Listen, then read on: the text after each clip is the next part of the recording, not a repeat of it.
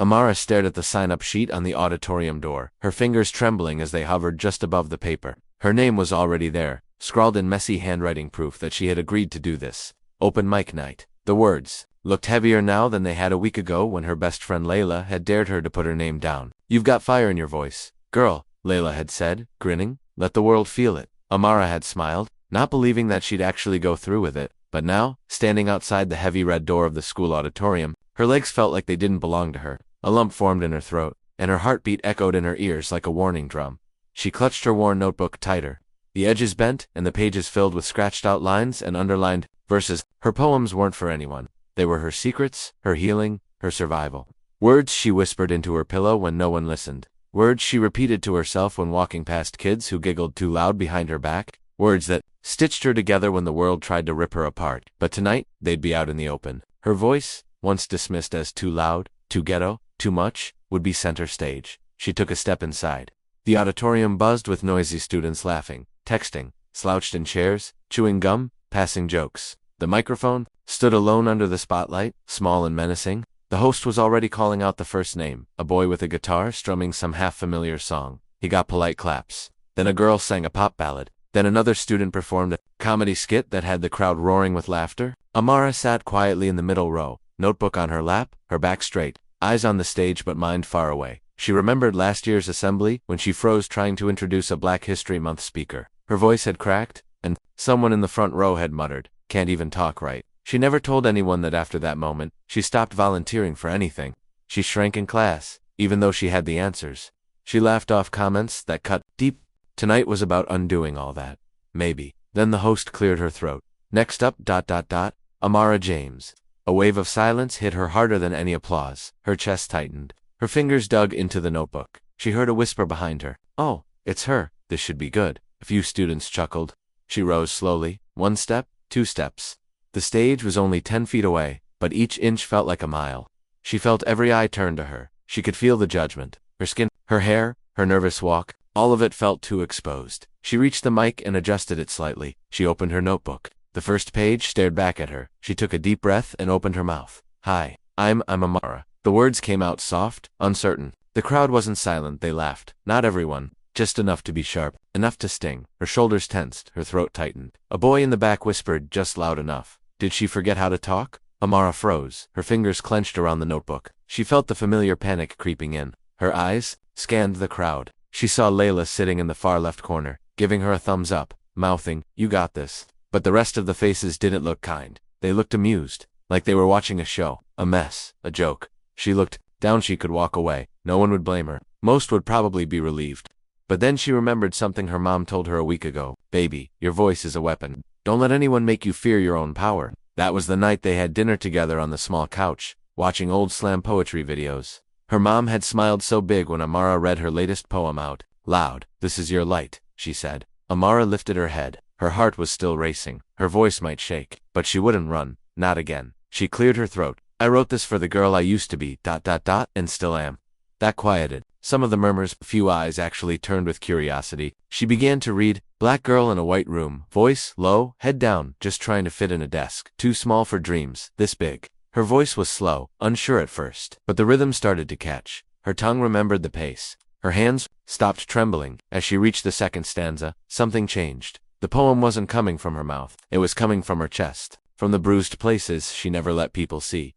Black girl with a name they mispronounce on purpose. With a laugh that's too loud unless someone else owns it. With skin they call attitude before she even speaks. The room was no longer noisy. The laughter had died. There was something strange in the air. A stillness. A listening. Even if only half the room was hearing her. That was more than she'd ever had. She kept going. Black girl with a story she's too afraid to write. Because they already write it for her. Too fast, too false, too finished. She paused. She looked up. One boy in the front was fidgeting now, avoiding eye contact. A girl who had laughed earlier now looked down, her hands in her lap. She continued, her voice stronger now. "Don't call her broken because she limps through halls you built to trip her. Don't call her angry because her fire makes you sweat." Spotlight felt less blinding. It felt warm now, like sunlight. Her body relaxed as she reached her final stanza. Black girl with a notebook full of survival, with lungs full of thunder, with a mouth full of truth who speaks, even when they laugh. She closed the notebook slowly. There was no applause. Not yet. Just silence. A heavy silence. And in that silence, Amara stood still. chest rising and falling. It wasn't fear anymore. It was relief. It was something like victory. Then someone clapped. Just once. Then again? It was Layla, her hands high in the air, grinning. Then another clap, a few more. Then a teacher stood up and started clapping. And then, slowly, the crowd joined in. Not wild cheering, not forced. Just genuine, stunned applause. But not everyone clapped. From the back row, a boy leaned to his friend and muttered, "She still thinks she's deep." They both laughed. And Amara heard it. But this time, she didn't shrink. She didn't flinch. She walked off the stage, her head high, her notebook still in her hand like a sword. As she passed the row of students, a voice from the shadows said, "You think this makes you special?" She turned, but before she could respond, someone else stood up. It was a teacher no one expected. The school's quiet assistant principal, Mr. Carter. He cleared his throat. "Amara," he said, "may I speak with you privately, after the event?" Gasps fluttered through the audience. Layla's eyes widened. A few kids whispered rumors instantly. Is she in trouble? Did she say something wrong? Amara's lips parted, unsure what to say. Was she being called out? Was this a trap? Her heart raced again, but not from fear this time, from confusion, from the unknown. She nodded slowly, and as she stepped down the stairs, the entire auditorium watched her, no longer laughing. Now, they were wondering what would happen next. Amara sat alone on the edge of the auditorium stage, her notebook still in her hands, her fingers rubbing the corners where the paper had frayed. The applause had faded. The room was clearing out. Most students had gone back to their routines, already shifting focus to who was performing next week, or what snacks were left at the refreshment table, but she couldn't stop thinking about what Mr. Carter said. "Can we speak privately after the event?" His voice was calm, almost kind, but the way people reacted around her had filled the sentence with tension. She hadn't broken any rules, had she? Her poem didn't name names. She hadn't cursed or said anything inappropriate. Still, the old fear crept in. The fear of being punished for telling the truth. The hallway outside the stage door was quiet. Amara leaned against the cool brick wall, eyes on the trophy case filled with dusty awards, from a time when this school used to care about things, like student leadership and community poetry. Her phone buzzed in her pocket. It was a message from Layla. "Girl, you snapped tonight. So proud. I'm still shaking." Amara smiled a little but didn't type anything back. Her mind was too tangled. Just then, the double doors opened with a creak and Mr. Carter walked in, his leather shoes tapping against the linoleum floor. He wasn't like the other staff. He didn't speak often. He didn't smile easily, but he had always seemed like someone who noticed things others didn't. He nodded at her and motioned for her to follow him down the corridor. They stopped outside a small room beside the guidance office. Mr. Carter opened the door and stepped aside, letting her in first. The room smelled like old carpet and printer ink. A bookshelf leaned sideways, and a flickering light buzzed overhead. He sat behind the desk and motioned to the seat across from him. "I know this might feel strange," he said after a moment, "but I wanted to speak with you before too much time passed. What you did tonight was powerful." Amara looked at him carefully. His voice didn't carry judgment, it carried weight, like he meant what he said. "Thank you," she whispered. He folded his hands and leaned forward. "Do you know why I asked you here?"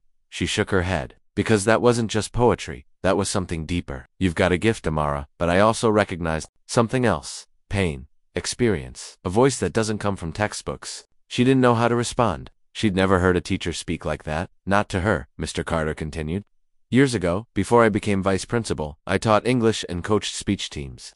One of my former students won a national spoken word competition. Your piece tonight, it had that same fire, same clarity, but also something different, something honest." Amara swallowed. "But some kids still laughed," she said quietly. "Some always will," he replied. "That's not your burden to carry. What matters is who stops laughing, and starts listening."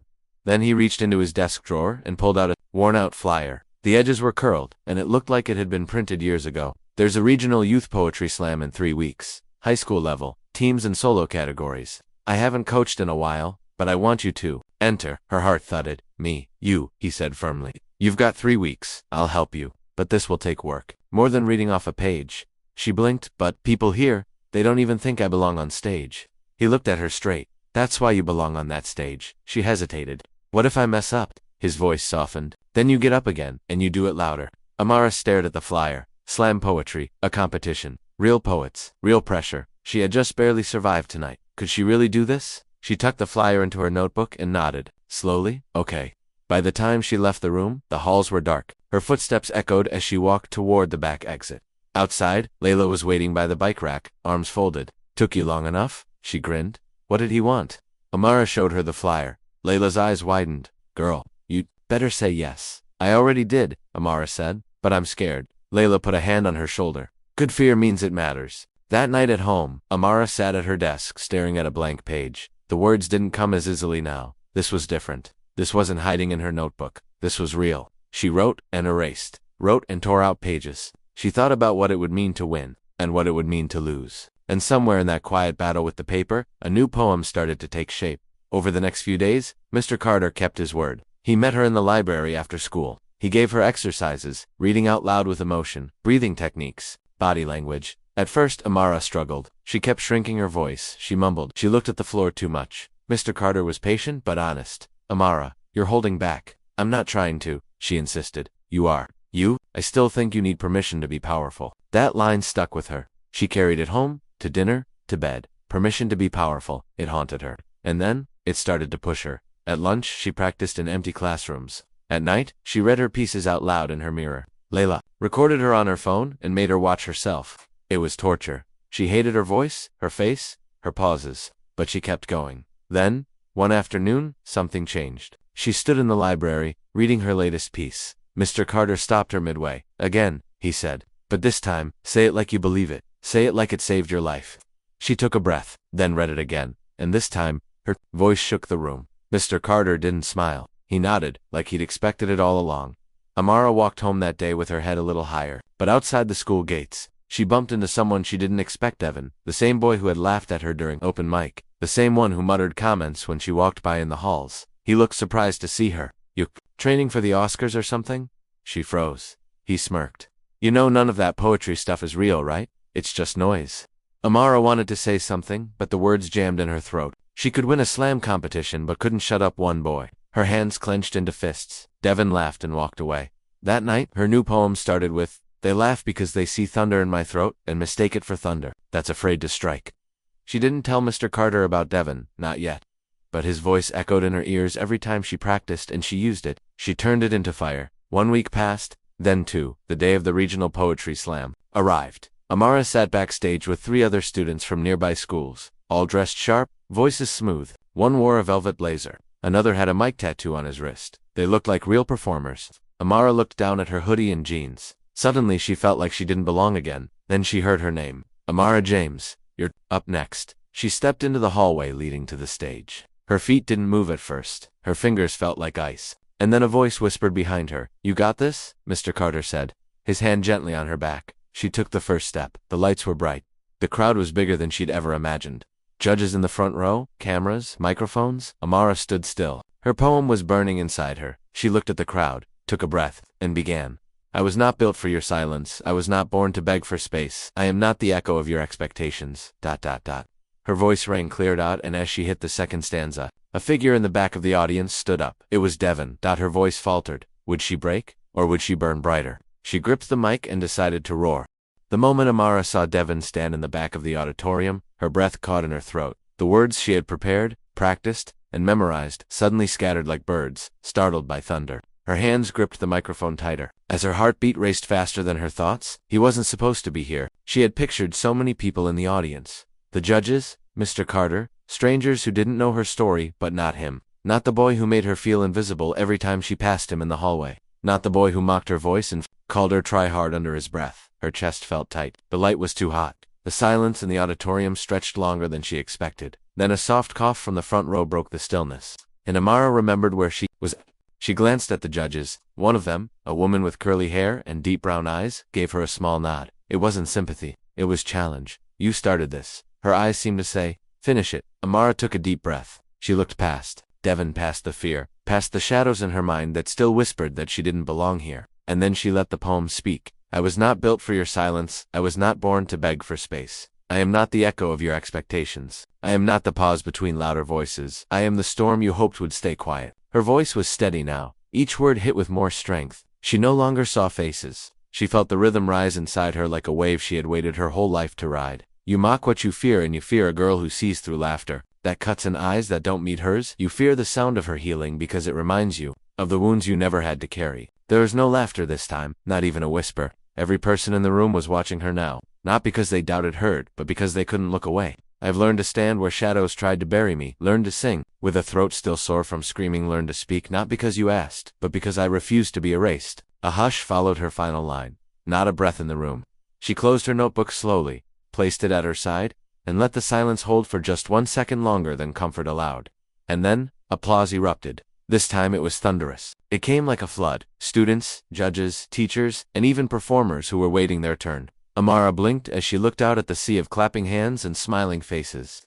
The judge with the curly hair stood up. Others followed, but not Devin. He remained in the back, arms crossed, face unreadable. Amara stepped off the stage slowly, her body still buzzing with adrenaline. As she reached the wings, Mr. Carter met her with the smallest, proudest smile she had ever seen. That, he said, was not just a performance. That was power. Did I do okay? She asked, voice cracking now that the moment had passed. You didn't just do okay, he said. You made them feel something they'll never forget. Before she could respond, one of the judges approached her. The woman with curly hair. What's your name again? She asked. Amara James. The woman smiled. You're going to be on my list to watch this year. I run a city-level mentorship program for spoken word artists. You have something rare, Amara. Keep going. Her hands shook as she took the woman's card. It felt unreal, it felt impossible, and it felt earned. But later, as the competition ended and students mingled in the hallway, Amara spotted Devin again. He was leaning against the vending machine, watching her as she walked past. She could have ignored him. She could have kept walking, but something inside her wanted answers. She walked straight toward him. Why are you here? She asked. Her voice wasn't angry. It was calm, measured. Devin shrugged. I was bored. Really? She said. You showed up at a poetry slam because you were bored? He didn't answer right away. Then he looked away. You think you're better than everyone now? No, she said. I think I finally stopped trying to be smaller than I am. He looked at her, this time without the smirk. You got people clapping, doesn't mean you're special. She didn't flinch. I don't need you to think I'm special. That silence between them wasn't just awkward, it was heavy. It was filled with all the words Devin would never say, about why he laughed so hard when she spoke, about what it meant to see someone rise while he stayed stuck in the same bitterness. But Amara didn't wait for him to find those words. She turned and walked away. Back at school the next day, things felt different. Students in the hallway looked at her longer. Some smiled, a few even nodded. One freshman girl ran up to her at her locker. You're the one from the poetry thing, right? That was ... amazing. Amara thanked her, still adjusting to this new attention. Not all of it was warm. Some students rolled their eyes as she passed. Some made sarcastic comments under their breath. But it no longer shattered her. Their voices no longer carried the weight they used to. Mr. Carter posted a photo of her on the school's bulletin board with the caption, represented our school with pride at the regional slam. That same day, a teacher from another department invited her to speak in their classroom. Then came a call from the local radio station, asking if she'd come in for an interview about the slam. Everything was moving fast, and Amara could feel something inside her changing, but with all that new light came new shadows. That Friday, as she walked into the school cafeteria, she noticed a flyer on the wall. Someone had drawn a cartoon version of her holding a mic, but the face was exaggerated, lips puffed, nose wide. Above it, scribbled in black marker, it read, Open Mic Clown, sponsored by Cringe. Laughter erupted nearby. Her hands turned. Cold, she tore it down and walked to the restroom, locking herself in the last stall. She sat on the toilet lid, notebook pressed to her chest, breathing hard. No matter how loud she spoke, someone would always try to silence her. But silence is a choice, and she had stopped choosing it. That night at home, she didn't cry. She opened her notebook and wrote a new line. They laugh louder when the truth hits closer. The next morning, she taped the torn flyer to the front of her notebook like armor. When she met Mr. Carter in the library for their next session, he saw it. His eyes darkened. You okay? I will be, she said. But I need to write something new. He nodded. Then let's write fire. They worked for hours, each word carved with more force, each line rooted in truth, and when Monday came, Amara walked into school with her notebook pressed against her chest. Not as a shield but as a message. By lunch, students were buzzing. Did you hear? Amara's doing a new piece at the next assembly. Some cheered, some rolled their eyes. But one thing was certain, no one was ignoring her anymore, and in her notebook, waiting for its moment, was the poem that would silence every laugh, and shake the school. Amara stood backstage at the school auditorium, notebook in hand, while the hum of student voices grew louder beyond the curtain. The Monday morning assembly wasn't supposed to be exciting. Usually it meant half-asleep students yawning during announcements, but not today. Today was different. The word had spread all weekend. She's gonna perform again. She's got something new. You know she's about to clap back. Amara didn't want revenge. Not really. What she wanted was truth.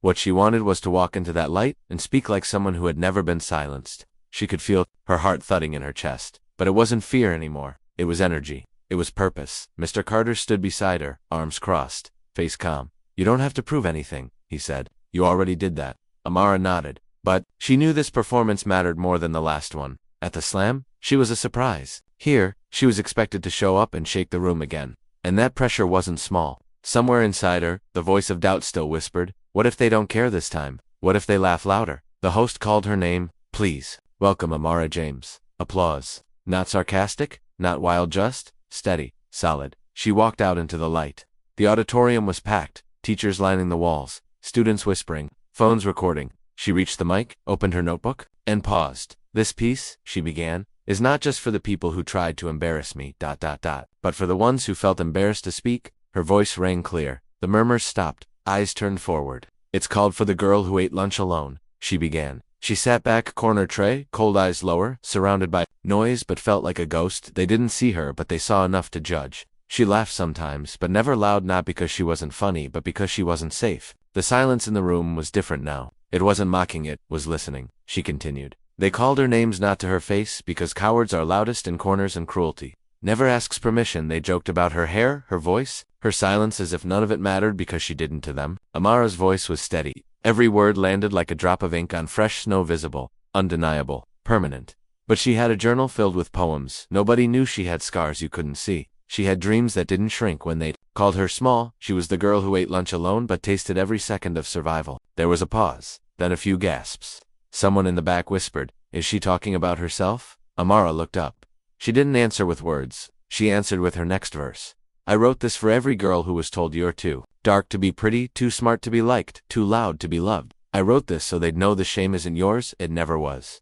By now, the auditorium was still. Even the teachers in the back had stopped shuffling papers. Amara's voice cracked slightly, but she didn't stop. And to the ones who laughed, I forgive you. Not because you said sorry, but because I won't carry your words like bricks in my spine anymore.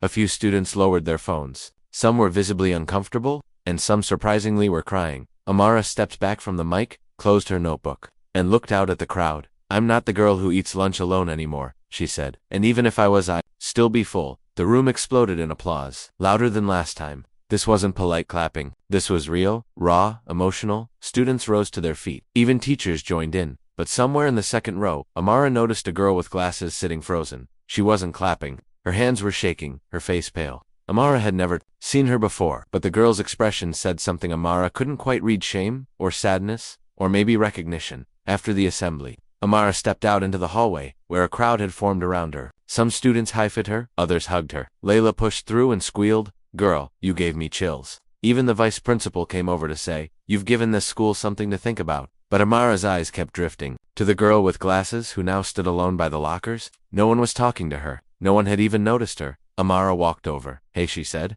The girl looked up, startled. Me? Yeah? You okay? The girl nodded too quickly. Yeah. Fine. Just ...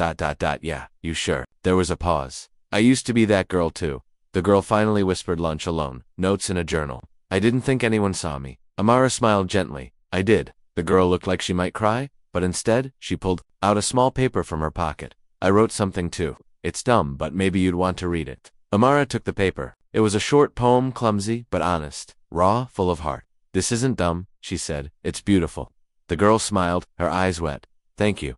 That night, Amara couldn't sleep. Her performance kept replaying in her head, but more than that, the quiet way that girl had looked at her, like someone had opened a door that had been locked for years. She opened her notebook and wrote, sometimes the loudest thing you'll ever do is help someone speak. But not everything felt warm. That same night, her inbox filled with anonymous messages. Some praised her, some begged for advice. But a few were venomous. You're not deep, just dramatic. Who cares about your sad girl poems? Don't get too confident. Amara stared at the screen. The same ache returned to her chest. Why did they always come? Why couldn't people just let her have her moment? She thought about deleting her social media, about quitting, but then she remembered that girl's face.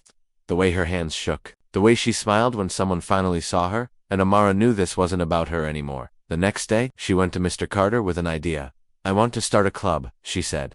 For people like me. Like her. He raised an eyebrow. What kind of club? Poetry, storytelling, whatever they want to say. A safe space for kids who've been invisible too long. He smiled slowly. Let's make it happen. By the end of the week, flyers went up around school. Speak out, a space for voices that have been too quiet too long. Wednesdays, after school, room 3B. At the first meeting, only 4 students showed up, but that was enough. One wrote about her brother who left for the military. Another about a father in prison. One boy, who barely spoke in class, shared a piece about his stutter and how poetry gave him back his voice. Amara watched them all, heart full. And then the door opened. Devin walked in. Amara stared, unsure if this was a prank. He didn't speak, just sat down in the back and opened a notebook. The others looked confused. Tense. She walked over to him, quietly. You here to mock us? She asked. He looked up, his voice was soft. No, I wrote something. Amara blinked. I didn't know where else to say it, he added. There was a pause. Then say it here, she said. He nodded, but what he read would change everything. Devin stood in front of the small group, his notebook open but hands slightly trembling. No one in the room breathed too loudly. The silence wasn't judgment, it was tension, curiosity, fear, maybe. Layla had leaned forward in her seat. One brow raised. A boy with the stutter stared at Devin like someone who'd just seen a lion enter a dog park. The other two students whispered to each other, unsure if this was a trap. Amara stood off to the side, arms crossed, eyes locked on him. Part of her expected him to mock the group, call it therapy time or something worse. But the way his fingers gripped that notebook didn't look like someone faking. Devin cleared his throat. This is called My Silence is Louder than Your Jokes. His voice cracked at first, but then he found the rhythm. And what came next silenced even the deepest doubts. You laughed when she stuttered, laughed when she tripped, laughed when her shirt was inside out. You called it fun. You called it games. You called her too soft for the world. But I didn't laugh, not really. I smiled to hide my shame, because I saw myself in her, not the way she looked, but the way she broke, quietly. You called her weak. But weakness is knowing you hurt someone and never saying sorry. Strength is standing back up. She stood, again, and again. And I just watched. Devin looked up. The room was still. His eyes found Amara's, and they didn't hold their usual arrogance. They held guilt. Deep, restless guilt. She couldn't speak yet. He continued. My jokes were shields. My laughter was armor. I was the loudest in the room because I was most afraid to be quiet. I mocked to fit in. I mocked to survive. But now I hear her voice in my sleep. Not what she said, but what I never let her say. I'm not proud. I'm not asking for forgiveness. I'm just done lying to myself. The notebook closed softly. For a moment, all anyone could hear was the hum of the old wall heater. Then the boy with the stutter clapped. Slowly, Layla followed. Then everyone else. Even Amara, though hers was slower, and her eyes remained cautious. Devin looked at her. I'm sorry, he said. Not just for that day at the mic. For every time before that. I saw what they did to you, and I did nothing. Amara didn't rush her response. Why now? She finally asked. He exhaled, because the truth gets loud after a while, especially when someone else dares to speak it first. She looked around the room. Devin wasn't just a student, he was the same symbol of mockery that had once made her question herself. Now he was trying to shed that skin. Maybe this was real, or maybe it was guilt. Either way, she knew something important. His presence here changed things. The other students were watching, waiting to see how she would respond. I don't forgive easily, Amara said, but I do believe people can grow if they're willing to do the work. Devin nodded. I'll be here every Wednesday. That was all he said before he returned to his seat. After the session ended, Amara lingered behind while the others left. Mr. Carter stepped in to check on her. You all right? He asked. I think so, she said. But this just got more complicated. He smiled. Growth always is. That night she wrote a new piece in her notebook titled, The One Who Stayed After the Applause. It wasn't angry, it wasn't sad, it was honest. About what it felt like to be seen not just by strangers but by the very people who once ignored you. About how forgiveness wasn't always soft. Sometimes, it was heavy, but necessary. Later, that week, something strange happened. The school posted a video of her last assembly performance on their website. Within 2 days, it was reposted to a local community group. Then it spread to TikTok, then YouTube. Comments flooded in. Who is this girl? That poem was fire. She just told my whole middle school experience. This gave me goosebumps. Respect soon. News outlets were reaching out. A small online magazine called Youth Unheard requested to do a feature on her. A regional poetry collective emailed to invite her to perform at an upcoming youth summit. Amara's hands shook. As she read through the messages, You've got people talking, Layla said one afternoon, swinging her legs over the edge of the cafeteria bench. Some girl in Maryland tagged you in a poem she wrote. Seriously. Dead serious. Your voice is unlocking people. It felt surreal. Just weeks ago, Amara was mocked for standing at a microphone. Now, strangers were asking for her advice, reposting her words, quoting her lines in captions. But fame, even in small doses, brought shadows. One afternoon, Amara returned to her locker and found a sticky note. You're not better than us just because you're trending. There was no name, but the messy handwriting felt familiar. That night, someone posted anonymously on a student forum. Amara acts like her poems are curing cancer. It's just words. Chill. The applause had gotten louder, but so had the whispers. She confided in Mr. Carter. Why does it feel like for every person I inspire, there's someone ready to tear me down? He didn't smile this time. He looked tired, because truth makes people uncomfortable, especially when it's spoken by someone they ignored. Some will clap, some will change, and some will try to drag you back down. But your job isn't to please everyone. Your job is to speak anyway. The next Wednesday, Speak Out Club had 11 people. A new girl with braids read a poem about losing her grandmother. One boy came out as queer through his poetry, and Devin read a second piece, this time about his dad. Amara watched the room. This space was no longer just hers. It belonged to them all. But then, the door opened and something shifted. Principal Monroe walked in, wearing his usual stern expression. Behind him stood Ms. Taylor from the district board, and a woman in a suit Amara didn't recognize. The students froze. Even Mr. Carter stood straighter. "Can we speak to Amara James privately?" the principal asked. Amara's stomach turned. They led her into the hallway. The suited woman introduced herself as Ms. Brenner, Regional Education Coordinator. "We've been following your recent recognition," she said. "And while we're proud, we're concerned." Concerned. Amara repeated. "There's been tension, pushback from some parents. They claim your performances are too political, that they divide students." Amara blinked. "I've never mentioned politics, I just speak about my life." "Yes," the woman nodded. "But sometimes, lived experience makes people uncomfortable, and we have to balance expression with unity." "So what are you saying?" Ms. Brenner looked down at her tablet. "We're considering restricting performances to pre-approved pieces only. No more open mic at assemblies. And we're evaluating whether Speak Out fits within district guidelines." Amara's throat dried. "You want to shut us down?" "We're not saying that. We're just reviewing." But it felt like a slap. They walked away, but the damage was done. That night, Amara sat in her room staring at her notebook. Her fingers hovered over the pages. For the first time in weeks, she didn't know what to write until a message came in. It was from the quiet girl with glasses. The one who gave her a poem after the assembly. She'd written, "They can't silence echoes. Keep speaking. I'm finally not afraid." Amara stared at the message, and in that moment, she knew. They could try to shut down the club. They could ban her from the stage, but they couldn't erase her voice from the ones it had already reached. She picked up her pen and began to write again. The next day, the announcement came in the morning bulletin, wrapped in soft words but sharp consequences. Effective immediately. The Speak Out Club would be paused until further notice due to curriculum review and restructuring. No further assemblies with open mic would be permitted without district approval. Mr. Carter's name wasn't mentioned, but everyone knew he was the quiet target. Amara sat frozen at her desk, her fingers gripping the sides of her seat as if the world had tilted and she was trying not to fall off. Her classmates whispered, stared, or avoided eye contact altogether. The hallway buzzed, not with celebration this time but confusion, betrayal, and anger. At lunch, Layla slammed her tray down at Amara's table. "They're scared of you, that's all this is. Cowards." Devin sat across from them, quiet but clearly furious. "I thought they'd try something, but this. They're treating you like you're dangerous." Amara said nothing. She stared at her water bottle like it had answers. "Maybe I am," she whispered finally. "Maybe words are dangerous." Layla leaned in, eyes burning. "They are. That's the point. You cracked open something in this school, and now the ones who benefit from silence are panicking." Mr. Carter didn't show up for 7th period. The room felt colder without him. Rumors swirled that he'd been asked to step down from sponsoring any clubs. Some said he'd been given administrative leave. No one could confirm anything. Amara's chest ached. All she wanted was a space where students like her could speak. Now, even that had been snatched away. But by Thursday, she stopped waiting for permission. She opened her Instagram and posted a black screen with white text. "They shut down our stage, so we'll build a new one."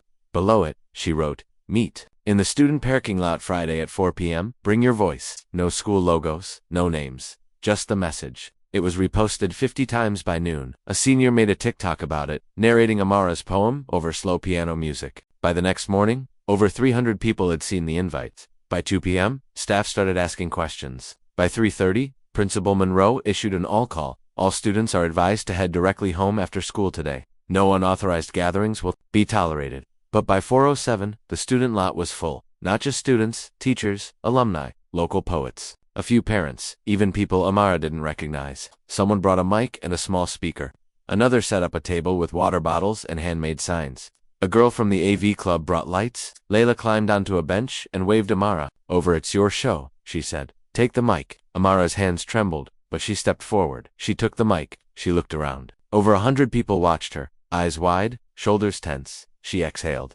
"This was never about just me," she began. "It was about making space, for the stutterers, for the quiet ones, for the ones who cry in the bathroom and then return to class smiling, for the ones who feel invisible." This wasn't just a club. It was proof that we're here and we matter. Applause. Some say we're being too political, that we're dividing people, but asking to be heard isn't an attack, it's survival. More applause. Then she pulled out her notebook. I was 10 when a teacher told me I talked too much about race. Said I should focus on being kind instead. I didn't know kindness meant silence. I was 12 when a boy told me I was too loud for a girl. I laughed, then wrote a poem that screamed. I was 14 when someone posted a meme calling me woke trash. But I stayed awake.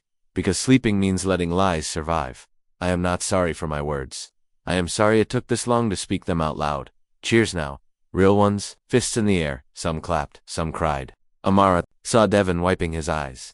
She saw the shy boy with the stutter standing taller. She saw the new girl filming the whole thing, mouthing the words with her dot, and then, through the crowd, she saw him dot, Mr. Carter, not in his usual dress shirt and tie but in jeans and a gray hoodie, backpack slung over his shoulder. He stood at the edge of the lot, expression unreadable. Amara met his gaze. For a split second, she feared he'd tell her to stop, but he nodded, not big, not dramatic, just enough dot, and suddenly it felt like every door they'd tried to slam was opening again. The rest of the evening was magic. Student after student took the mic. A freshman girl recited a poem about losing her brother to gun violence. A junior talked about struggling with depression. Even Devin stepped up again, sharing a piece titled The Apology I Never Gave My Sister.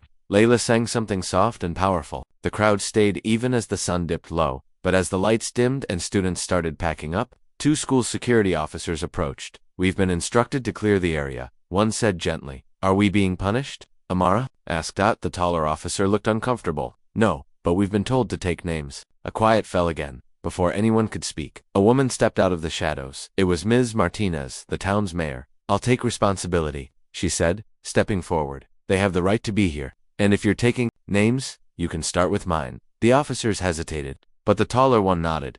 Understood, ma'am. Amara stared. She hadn't even known the mayor was present. Ms. Martinez approached her afterward. I watched your video, she said. Then I saw your second one, and now I've seen your movement. Don't stop. Your voice is changing this town. I didn't ask to be a leader, Amara said quietly. No one does, the mayor replied. But sometimes the moment chooses you anyway.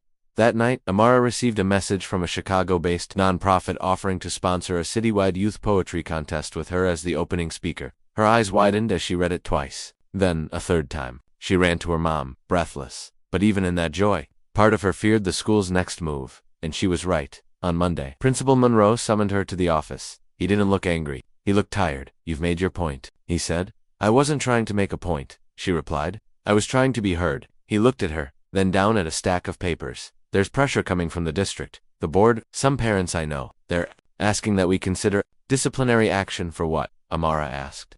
Speaking outside of school? For organizing against a school decision? For disobeying direct administrative instructions? So free speech is fine as long as you approve it. He didn't answer. Then, you're a good student, Amara, but good students follow rules. Amara leaned forward. Good students ask why the rules exist, and if they only protect the powerful. A pause. Then Principal Monroe said something that chilled her. There are colleges watching now. Don't let this activism ruin your future. Amara stood. I'm not ruining my future, she said. I'm building it. She walked out. By Wednesday, news of the meeting had leaked. Layla shared it in a group chat. Devin started a petition. A teacher anonymously printed copies of Amara's poem and pinned them to the school bulletin board. By Friday, 100 students wore shirts that said, We speak out. At lunch, Amara found a note in her locker. It wasn't signed. It read, Thank you for being brave when I couldn't. You saved more people than you know. And for the first time in weeks, she smiled, not the forced kind, but the kind that cracked through fear and lit her eyes. Could still shut down the club. But the movement had already outgrown the classroom, and Amara wasn't alone anymore. She was leading a storm, and nothing could silence it now. The city council building looked bigger than Amara remembered. Cold stone, tall glass, flags waving under a gray sky. Everything felt formal, distant, like it belonged to someone else. But not today. Today, the space would belong to her. Or, at least, she'd claim a piece of it. She stood just outside the council chamber doors, her hands pressed to her thighs to stop them from shaking. Layla was beside her, all energy and fury. Devin had come too, a quiet wall of support. Behind them stood at least 30 students, some holding signs, others holding silence. Amara's mom stood near the back, arms crossed, her gaze fixed on the entrance as if daring anyone to stop her daughter from entering. This wasn't a protest, not officially. It was a public hearing on student conduct and expression in educational environments. The title was Still Safe, but everyone knew it was a direct response to Amara, her speech, her poem, her mic in the parking lot, her voice, rising in a place where voices like hers weren't meant to rise. The mayor had placed her on the speakers list. 3 minutes, the email said. Be clear, be calm, be respectful. 3 minutes to defend her right to speak. Inside, the council chamber was packed. A few teachers were scattered through the seats. A man with a local news camera stood near the wall. 2 board members who had openly criticized Mr. Carter sat with stiff shoulders. And Principal Monroe sat near the front, face blank. Amara noticed how he avoided her eyes. The mayor opened the session. "We are here to listen. We are here to learn. Let's keep it civil." Names were called. Parents spoke first. A mother insisted schools should not allow radical activism. A father in a suit claimed students needed structure, not slogans. Another parent praised Amara's bravery, called her a light in dark corners. The room clapped, then booed. The divide was sharp now, impossible to hide. Then the mayor called her name, Amara James. She walked forward. The silence was loud. Her legs felt like wood, her throat dry. But she gripped the podium, looked up and began. "My name is Amara James. I'm 16, a student, a daughter, a friend, and lately, apparently a problem." Some laughter, some gasps. "I never asked to stand here. I didn't raise my hand to lead anything. I just wanted to speak, to share my words, to let other students know they're not alone. That pain and anger and hope can all live in a poem. That silence doesn't have to be the price of peace." A pause. She swallowed hard. "But when I did that, some adults didn't clap. They called it rebellion, disruption, division. They said I went too far, that I should have stayed in my place. But I need you to understand something. Silence was never my place. And the parking lot wasn't rebellion. It was survival. We built a stage because ours was taken away. We raised our voices because no one else was lifting them for us. We didn't curse, we didn't fight, we didn't destroy anything. We just spoke. And that scared you," murmurs a councilwoman frown. Another leaned in. "We are the future," Amara said, her voice steady now. "And the future won't be quiet." Her 3 minutes were up, but no one moved. The room stayed still for a beat longer, as if caught in a spell. Then clapping started at, unsure, then stronger, louder, dot, and then a voice from the back. "I second every word." It was Mr. Carter. He stepped forward, nodding at her as he passed. He wore a plain suit, no school badge. He'd cut his beard slightly, but his eyes held the same fire. He took the mic. "I'm not here as a teacher tonight," he said. "I'm here as a citizen. As someone who believes that school should be the first place, not the last where." A young black girl's voice is heard. The crowd buzzed. "I was told I pushed too hard," he continued, "that I created a space that was too political, but students live in a political world. They ride buses in communities with rising rent. They sit in classrooms where they're told to dream but never taught how. They live at the intersection of history and tomorrow, and when they speak, we owe them the mic, not the door." This time, the applause was fierce. Someone stood up. Then another. Principal Monroe remained, seated, his jaw clenched. The mayor tapped her gavel. "Let's maintain order, please." After the session ended, cameras rushed to Amara. A reporter stuck out a mic. "Amara, do you believe the school system is suppressing voices like yours?" She paused. "I believe they're scared of what happens when we all start listening to each other, especially when we listen to the people we usually ignore." Another question. "Do you want Mr. Carter reinstated?" "Yes," she said, without hesitation. "And the club too. Because our stories don't stop just because they make someone uncomfortable." Back at home, her inbox was flooded. Students from other schools sent messages. "You gave me courage. We started our own open mic because of you. You helped me tell my mom about my anxiety." Her video speech from the parking lot hit 200,000 views overnight, and then came the email that changed everything. The State Youth Poetry Foundation wanted her to headline their annual summit. It was in D.C. The mayor would sponsor her travel. She would speak in front of 2,000 students from across the country. Her mom cried. Amara just stood there, stunned. "Do I belong there?" she asked quietly. Her mom pulled her into a hug. "You built there, still at school." Things didn't shift as fast. The club remained shut down. Teachers were told not to discuss ongoing student controversies. Mr. Carter's future was still under review, but students found new ways to fight back. They left notes in each other's lockers with quotes from poems. They held silent mic days where students wore tape over their mouths and shirts with messages like, "This is what fear looks like." Layla printed stickers that said unmuted and slipped them onto desks, water bottles, even principal's office windows. And then came the moment no one expected. Principal Monroe asked to meet with Amara privately. She sat in his office again, just like before, but something felt different. He didn't sit behind his desk this time. He sat across from her at the small table near the window. He sighed. "I watched your speech, and Mr. Carter's." She waited. "I won't lie to you," he said. "I thought you were stirring trouble, but maybe I misunderstood what kind of trouble it was." She tilted her head. "What do you mean?" "I mean," he said slowly, "you were stirring the kind that wakes people up, not the kind that burns things down." Another pause. "Then, I've submitted a request to reinstate the club. On a trial basis, with outside supervision." Her breath caught. "Really?" "Yes. And I'm recommending Mr. Carter, as its advice." "He still wants it." She blinked, stunned. "Why now?" He looked tired. Because change is coming whether we like it or not, and maybe it's better to learn how to listen than keep trying to shut it out. She stood slowly, extended her hand. Thank you. He shook it. Outside the office, the hall was buzzing. Layla met her halfway. Well, Amara smiled. The mic is back. Screams, laughter, tears. The first meeting of the reinstated Speak Out Club happened in the school library the following week. Over 60 students attended, some teachers too. Mr. Carter opened the door, looking like he'd never left. He turned to Amara. You start us off. She nodded, took a breath, stepped to the front, and began again. The train to Washington, D.C. felt like a dream she hadn't earned yet. Amara sat by the window, the fields and trees speeding past as her stomach twisted with nerves. She wore her favorite denim jacket, patched and scribbled with quotes from poets and classmates. Her notebook sat on her lap, full of lines she couldn't stop rewriting. She was set to perform at the Youth Voices Summit, standing before thousands of poets, activists, teachers, reporters, but no matter how many pages she filled, she still didn't feel ready. Her mom sat across from her, quiet but alert, scanning emails from her phone and sipping from a travel mug. You okay, baby? She asked softly. Amara nodded too fast. Yeah. I'm just, I want to make it count. You already did, her mom said. Now you just make it louder. DC was electric.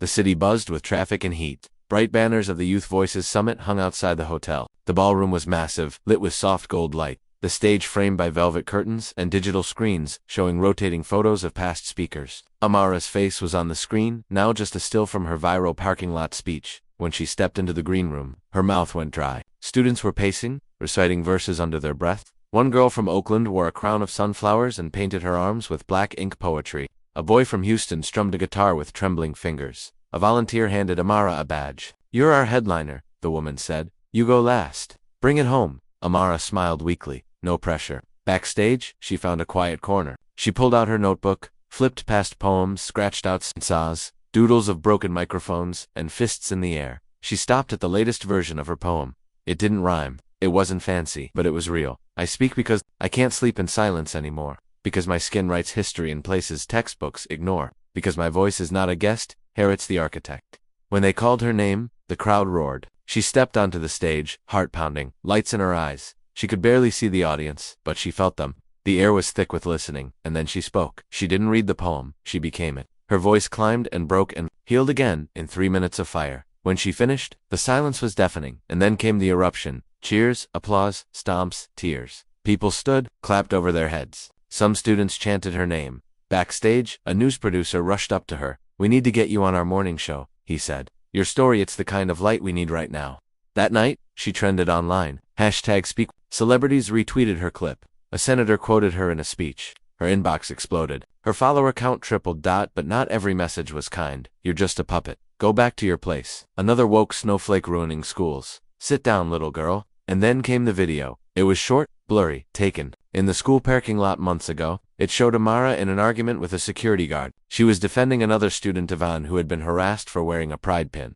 In the video, Amara's voice was raised. She said, "You don't get to silence us just because you're afraid." The caption above the clip said, "This is who they're celebrating? Aggressive? Disrespectful? Radical?" The video went viral. Right-wing bloggers called her a threat. A talk show host accused her of creating chaos in schools. Reporters showed up at her school. Drones flew over her house. Online forums posted her address. Her mom stopped answering unknown numbers. Devin had to delete his account after receiving threats. Mr. Carter called her one evening. His voice was heavy. "We need to be smart," he said. "They're not just coming for your message, they're coming for your character." She wanted to scream. "I'm not a threat," she whispered. "I know," he said.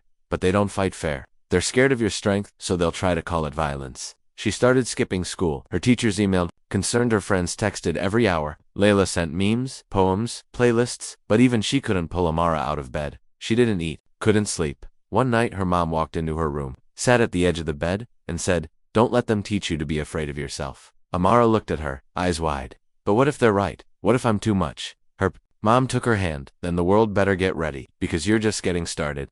The next morning, Amara stood in front of her mirror and picked up her notebook.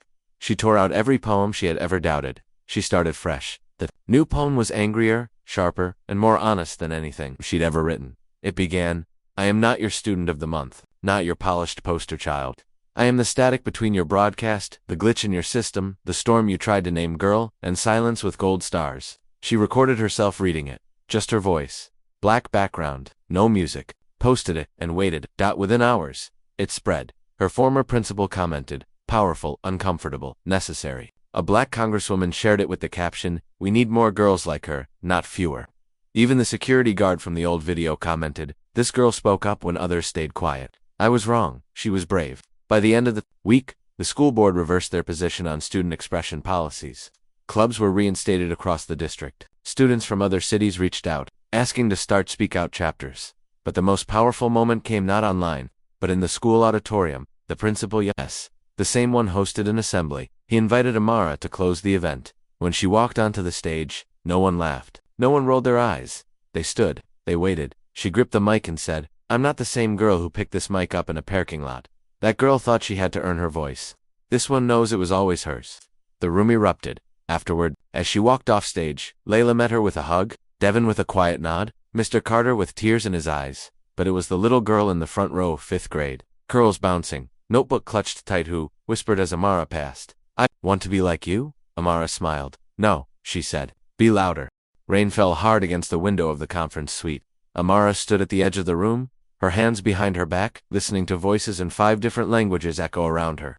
Delegates, journalists, and student leaders from over 20 countries had come to the Global Youth Conference in Geneva. She wasn't just attending anymore, she was one of the main speakers. Her words had crossed borders, touched lives in cities she couldn't pronounce, and inspired students in places she'd never seen. But with that power came a weight she hadn't been ready for. A girl from Syria approached her shyly, clutching a sketchbook filled with drawings of protest scenes.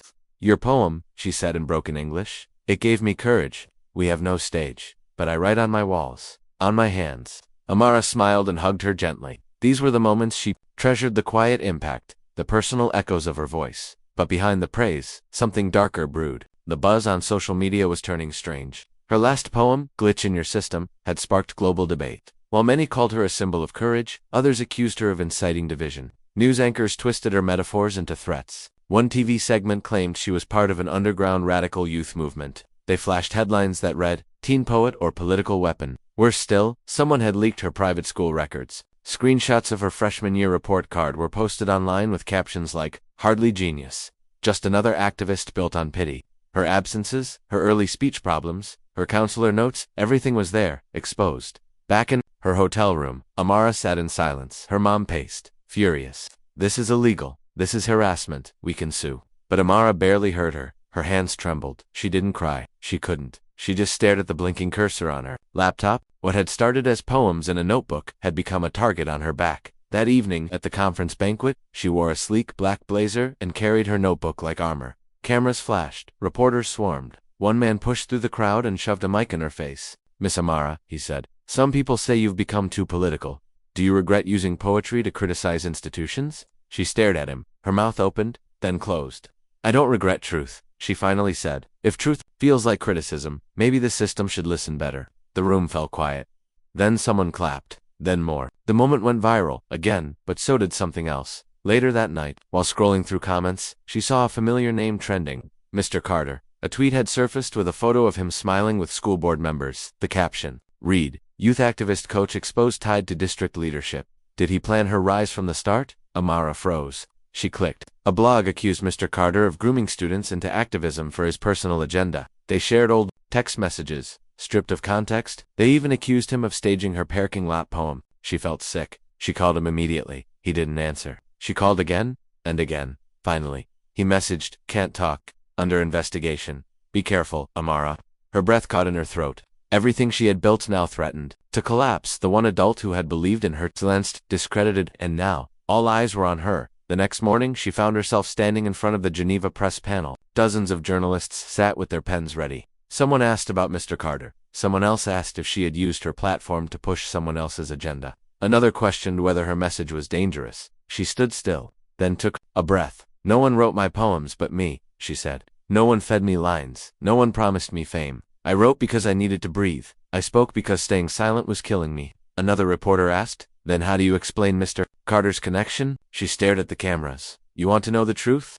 He was the first teacher who saw more than a problem. He handed me a mic when the world wanted me invisible. If helping a student find their voice is a crime, then punish every teacher, whoever cared." That line lit fire online. Her followers stood stronger than ever. #Justice for Carter began trending. Students created art, poems, songs in support. Teachers around the country posted solidarity videos. The narrative began to shift, but behind closed doors, the damage had been done. Mr. Carter was suspended indefinitely. Sponsors for Amara's upcoming book tour pulled out. One publisher suggested she issue an apology or tone down the fire. She refused. Late one night, she received a message from an unknown number. It was a video. She clicked it. It was security footage. Grainy. From her school auditorium. It showed Mr. Carter and Amara standing near the mic months ago. He was nodding. She was pacing nervously, practicing a line. The voiceover came from a woman. Leaked clip shows teacher coaching student before spontaneous poem performance. Amara's chest tightened.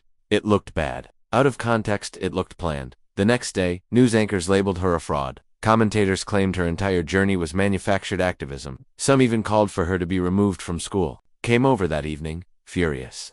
"They're scared of what you represent," she said. "That's why they're tearing you down." "But what if they're right?" Amara whispered. "What if the world only listens because it thinks I'm perfect? And now I'm not." Layla grabbed her shoulders. "You were never perfect, Amara. You were real. That's what scared them. That's what matters." Amara didn't sleep that night. She stared at the ceiling, thinking about her first poem, her last speech, the girl with the notebook in the fifth row. She thought about how the world loved to raise voices until they got too loud. The next morning, Amara made a decision. She walked into the Youth Summit's final event, a televised panel titled Truth and Power. She wasn't scheduled to speak. But halfway through the program, she stood up from her seat and walked to the mic. Everyone turned. The moderator looked confused. "I know I wasn't called up here," she said, "but I have something to say, and you need to hear it." Cameras shifted. Phones came out. The room held its breath. "I never wanted to be a symbol. I just wanted to speak. But now I see that speaking comes with a price. So let me be clear. Every word I said was mine. And if my truth makes you uncomfortable, maybe that's the point." She paused. "My teacher didn't script me. He supported me. If that's a crime, then maybe your real issue isn't with Mitts, with the fact that girls like me exist. And we're no longer asking permission to be heard." The silence afterward was thunderous. Then someone stood, clapped once, then another dot, and another, until the whole room rose. No one laughed, no one doubted. They listened. But just as she stepped off stage, a man in a suit approached her quietly and said, "Amara, you need to see this." He handed her a phone. A new post had gone live from an anonymous account. It read, "If she won't shut up, maybe we'll make her. Next time, no poem will save her." And beneath the post a photo, her house, her front door. Her address. Exposed. Her hands shook. The battle wasn't over. It had just turned dangerous. The silence in the hotel room felt like it had weight. Amara sat on the edge of her bed, the anonymous threat still glowing on her phone screen. The picture of her house, her front door, her address posted for the world to see. A private corner of her life now wide open to anyone with internet access and bad intentions. Her hands were still shaking as her mom snatched the phone away, her voice fierce but trembling. "We're not staying here. We're leaving tonight." Amara didn't argue. She could see the fear in her mother's eyes. It wasn't the fear of public shame anymore, it was the fear of real danger. As the evening deepened, security at the conference doubled. A team of uniformed guards was assigned to her floor. Amara wasn't allowed to attend the gala dinner. Her name was pulled from the final printed program. Organizers said it was for her safety, but Amara could tell they were scared too. No one wanted the risk of a girl with a voice that made people angry. She sat at the window, watching snowfall over Geneva. Layla messaged her saying the news back home was going crazy. The threat had made headlines. Some reporters called her a victim. Others suggested she had brought this on herself. Even now, they blamed the girl who spoke, not the ones who wanted to silence her. Mr. Carter sent a message that simply read, "Don't let them erase you." Amara read that over and over again. She thought about what it meant to speak, even when it was dangerous. She thought about the hundreds of students who'd written her letters, made art, cried on live streams while reading her poems. They weren't just inspired, they were awakened. And now they were watching to see what she would do. That night, after her mom fell asleep, Amara opened her notebook. Not her polished black leather one, but the first one, the red one, with a tear on the back cover, the one with pages scribbled during detention and therapy sessions. She flipped past the old lines, the broken verses, the early doubts, until she found a blank page. She picked up her pen, stared at the empty space, and began to write. She didn't write for fame. She didn't write to be right. She wrote because truth had nowhere else to live. And this time, she wouldn't censor herself. The next morning, the news was everywhere. Police were investigating the threat. The IP address had been masked, rerouted through different countries, leaving almost no trace. But that didn't stop people from speculating. Some pointed fingers at white supremacist groups. Others claimed it was a hoax to gain sympathy. Her story was being torn apart by strangers who didn't know her name last month. She barely touched her breakfast. Her mom had packed their bags and scheduled an early flight back to the US, but before they could leave, there was a knock on the door. A short, silver-haired woman stood at the entrance, dressed in a dark suit. She introduced herself as the lead director of the conference and asked to speak privately with Amara. Her mom looked unsure but stepped outside after Amara nodded. The woman sat down, folding her hands. "What you've endured is unacceptable," she said calmly. "But the truth is, it's also become bigger than you, bigger than poetry." Amara blinked, unsure what to say. "You've started something," the woman continued. "But it's not just about this moment. It's about what happens next. We'd like to offer you a spot on the Global Youth Advocacy Board. You'd be the youngest member, but you'd have power. You could help design how youth voices are protected and amplified." Amara's heart thudded. She hadn't expected that. Not now. Not while under threat. "You don't have to answer today," the woman said, rising. "But I hope you won't run. We don't need fewer voices. We need braver ones." As she left, Amara's mom came back in, looking at her daughter with worry. "You okay?" Amara nodded slowly. "Yeah, I think I'm finally understanding why I started all this." At the airport, the terminal was quiet, except for the sound of CNN playing on a wall screen. Amara and her mother sat in silence until a woman approached them. She was older, with kind eyes and dark brown skin. She looked familiar somehow. "You're her," she said, softly. "The girl with the fire voice." Amara smiled weakly. "That's what they call me now, I guess." The woman sat beside her. "I used to be a teacher in Alabama, back when speaking up meant you lost your job, or worse." Amara tilted her head. "You look like someone I read about." The woman nodded. "Maybe you did. I marched once. Got arrested twice, lost a brother, but I never lost my voice." She reached into her purse and pulled out a tiny notebook. "I want you to have this. It's old, but it's filled with truths no one ever heard." Amara took it gently. The woman squeezed her hand. "Promise me you won't disappear. Girls like us don't get many chances to be heard."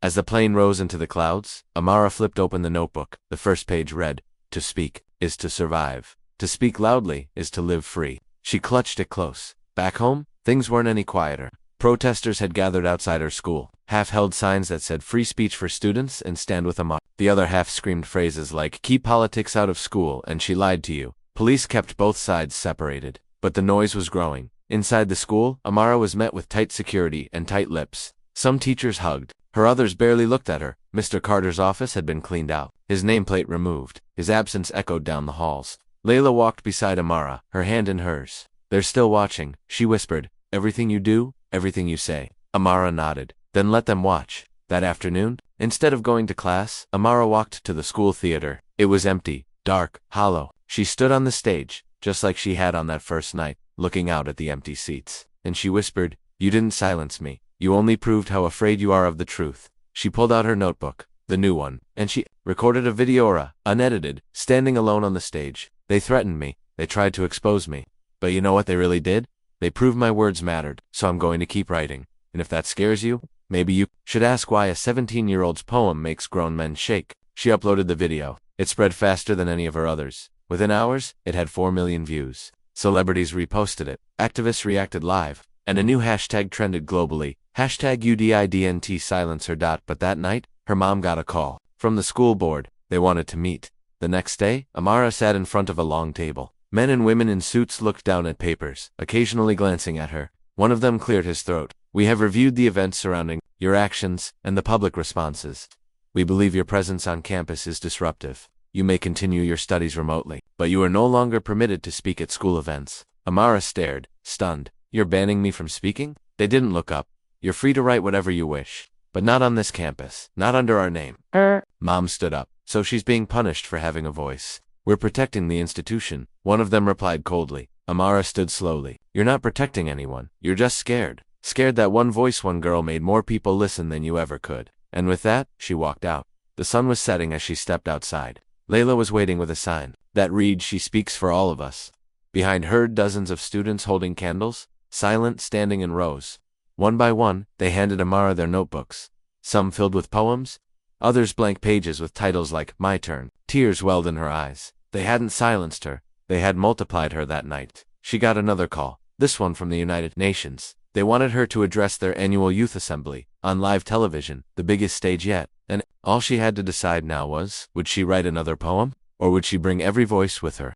The United Nations building felt like another planet. Cold glass, tall ceilings, and a sea of languages flowing through the hallways like music from every corner of the world. Amara walked beside a protocol officer who wore a headset and moved. With military precision, her palms were sweaty, but her steps were steady. She'd been invited not as a student, not as a guest, but as a speaker. one of the youngest ever to be given a global microphone. You'll go up after the remarks, the woman explained. Then we'll project your speech across 190 countries. You'll have 6 minutes. Amara nodded. 6 minutes. After 17 years of being told to sit down and be quiet, she had 6 minutes to show the world why she refused. In her hand was a folded piece of paper on her speech, written in ink, in her own uneven handwriting. No fancy writers, no advisors. Just her truth. As she entered the hall, dozens of youth delegates looked up. Some clapped softly, some simply stared. Cameras were already trained on her. Layla was seated in the front row, next to Amara's mother. Both of them looked like they couldn't breathe. Amara gave a tiny smile, just enough to say, "I'm okay." But deep down, she wasn't sure. Not because of nerves, not because of the stage, but because of the message she was about to deliver, one that might divide the world. Even more than it already was. A man in a navy blue suit tapped the mic. And now, we welcome to the podium, Amara Kingsley, poet, activist, student. The room broke into applause, polite, restrained, formal. Amara walked to the center of the stage. The spotlights blinded her. The cameras buzzed. She looked up, not at the lights, but at the sea of flags behind her. Nations with histories, wars, divisions, pride. And she thought of the girl who once stood alone on a school stage, her voice trembling. Now the whole world was listening. She unfolded the paper, took a breath, and began. "When I was 8, I asked my teacher why our history books skipped chapters," she said. "Not everything is meant for young minds." When I was 13, I asked why some names were whispered and others shouted. She said, "Some truths are too heavy to carry." When I was 16, I wrote a poem that asked why people who look like me have to beg to be heard. They told me, "Not everyone is ready for your voice." And now I'm 17, standing here, wondering who decided we weren't ready for the truth. The hall was still. Amara's voice deepened. "You ask why young people are angry, why we protest, why we march, why we write. It's because we inherited silence, but we didn't ask for it, and we won't carry it forward." The camera cut to the audience. Some delegates were nodding, others were whispering. A few looked uncomfortable. "I come from a country that calls itself free, but freedom didn't follow me to school, or to speech competitions, or to the internet. I was called brave for saying what I lived. I wasn't brave. I was just tired of waiting." A ripple moved through the room. "In the last month, I've been called a liar, a threat, even a puppet. But no one asked me what it's like to be 17 and receive death threats because you said your truth out loud." The pause stretched. "I'm not the only one. There are millions like me. Girls from places you never see on postcards. Boys taught to be tough before they can read. Children born into systems that were never meant for them to succeed. We write not because we want attention, but because no one would listen otherwise." And then her voice dropped lower. "But I didn't come here just to speak. I came here to ask you, are you ready to listen? Not to me but to all of us. The ones you keep overlooking, underestimating, erasing." She folded the paper, looked up, and finished without reading. "We're not the future, we're the now. And we're louder than you ever planned for." Silence, then the first clap. Then another. Then the room erupted. People stood, cheered, some cried. And just as she was stepping down, a man rose in the back. Tall, pale suit, thin glasses, European accent. "I request the floor," he said. The room went quiet. The moderator nodded slowly. The delegate from the man adjusted his microphone. "Germany," he replied. Amara froze. This man wasn't a stranger. She remembered his face. He had chaired the press conference in Geneva, the one that had tried to cancel her poem for being divisive. He had called her provocative, and suggested that youth voices needed training before being allowed on international stages. He looked at her now with something between challenge and curiosity. "I wish to ask Miss Kingsley a question," he said, addressing the whole room. "You claim your voice represents youth, but many young people disagree with you. Many feel your words shame their countries, their families, their values. Do you accept that your message is not universal, that perhaps your vision is flawed?"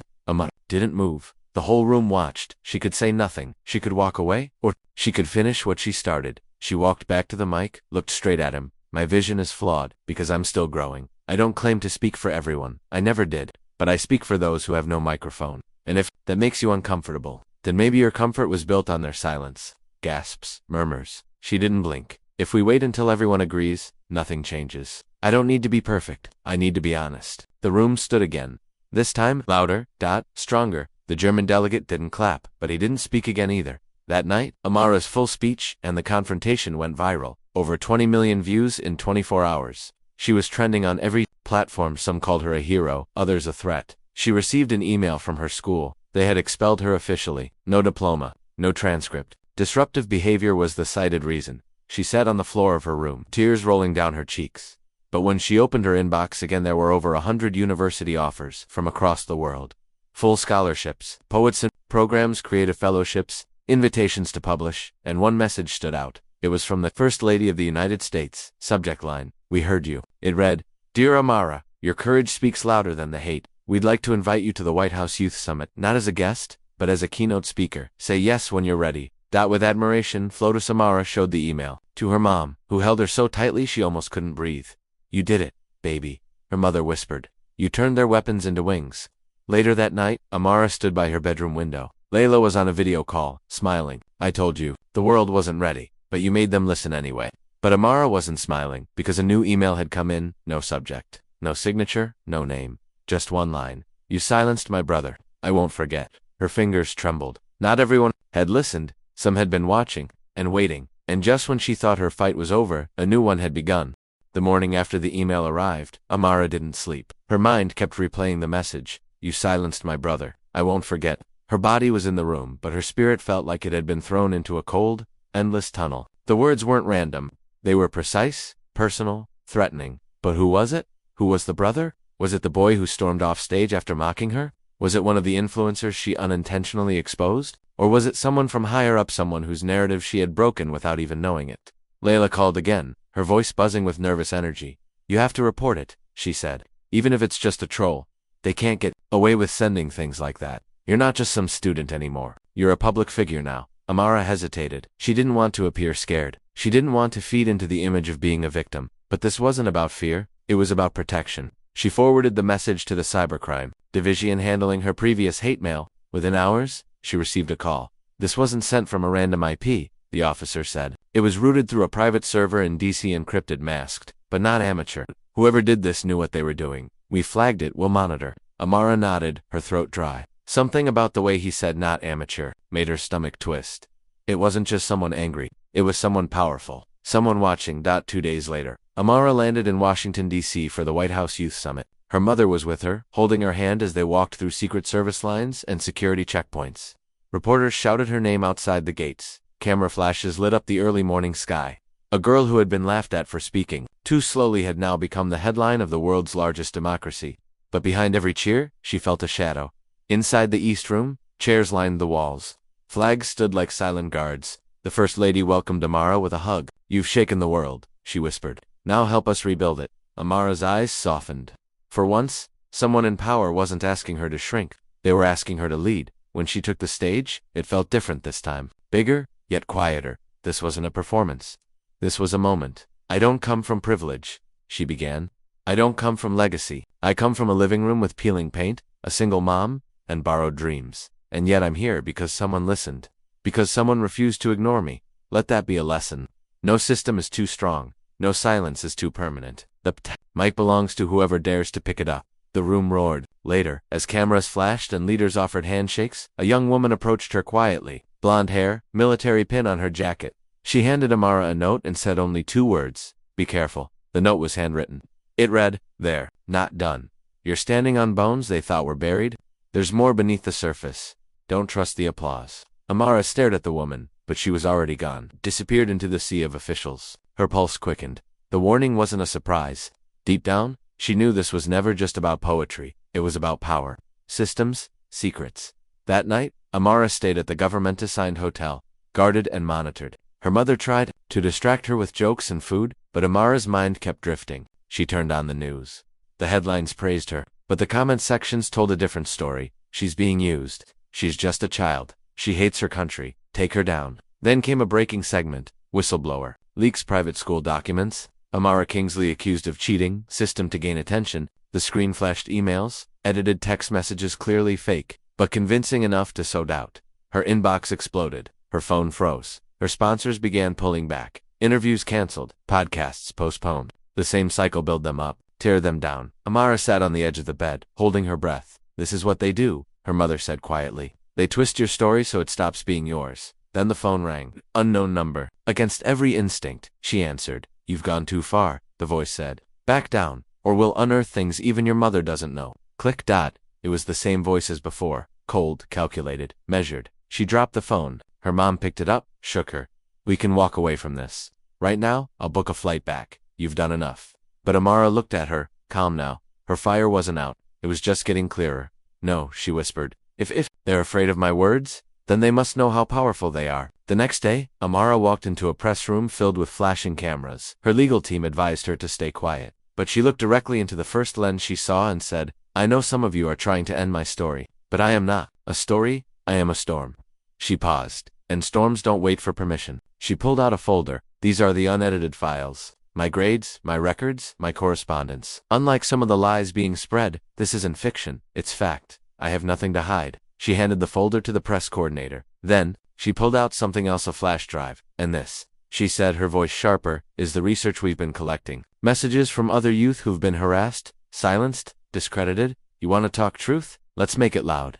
That night, a major media house published the files she provided. It triggered an avalanche. Other youth came forward. Emails surfaced showing coordinated efforts to suppress young activists. Some journalists apologized, some denied. But the truth had started dripping in. No one could stop it. Days later, Amara was invited back to the UN, this time not to speak, but to help draft a charter, the Youth Protection Resolution, a binding document to protect the rights of youth speakers from digital harassment and political retaliation. She was the youngest co-author in on history, but the threats didn't stop. One night, as she walked back to her hotel, a black car slowly tailed her. Her bodyguard stepped in front. The car sped away. No license plate. Just a glimpse of the same pale suit and thin glasses in the passenger seat. It was him, the German delegate, the brother, the orchestrator. She didn't know. She only knew one thing: he was watching, so she raised her voice even louder. Months later, she published her first book. Not just a poetry collection, but a memoir. The Girl They Tried to Erase. It hit #1 across the globe. In the final chapter, she wrote, "They laughed at my voice, then they tried to mute it. When that failed, they tried to rewrite it. But I held the pen, and I never gave it back." When she turned 18, Amara walked across a different stage. Not to receive a high school diploma, but to deliver the commencement speech at Harvard. Layla sat in the front row, clapping wildly. Mother sobbed quietly, and as Amara spoke to thousands, she looked into the distance beyond the lights, beyond the cameras. She knew there were still people out there waiting for her to fall, but she also knew one unshakable truth. She had turned mockery into momentum. And from the ashes of silence, she had built a legacy no one could burn.